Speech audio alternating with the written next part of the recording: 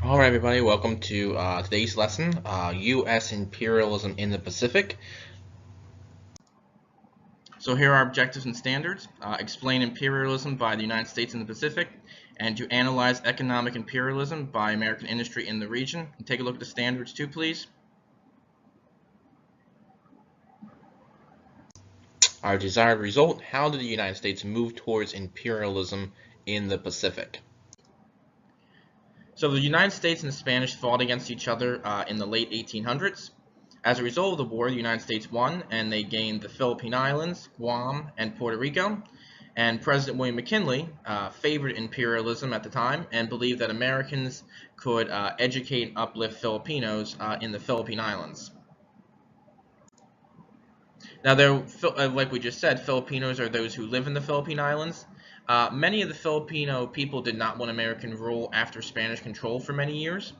And Emilio Aguinaldo, I believe I'm saying that right, leader of the Nationalists for the Filipinos, argued that the Americans had promised independence after the war with the Spanish, and so many of these nationalists in the Philippine Islands believed they should be granted their independence.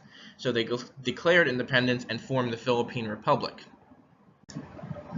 So the United States fought against the Filipino Nationalists from 1899 to 1902. The Americans had promised to help the Filipinos achieve self-rule, and they did this by building railroads, hospitals, and schools. But just like in Africa and other parts of Asia, business interests in the region also caused Filipinos to convert to a cash crop system where they were producing crops for money value instead of just other values. Let's talk about Hawaii.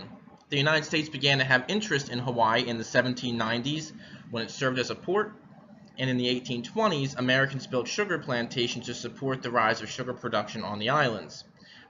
With that said, American sugar planters began to have more political control.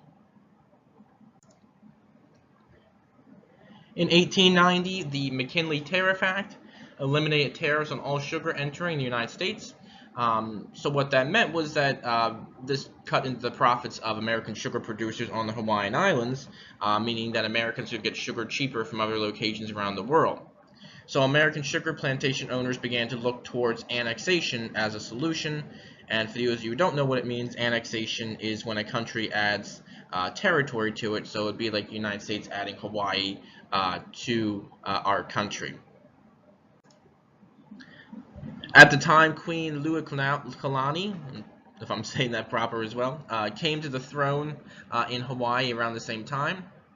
Now, she wanted to increase her power as a monarch and restore the strength of the Hawaiians. American business leaders learned of this and put a plan in place to remove her from power. In 1893, she was removed from power. So annexation. So in 1894, Sanford B. Dole was a wealthy plantation owner and politician who was named president of the new Republic of Hawaii.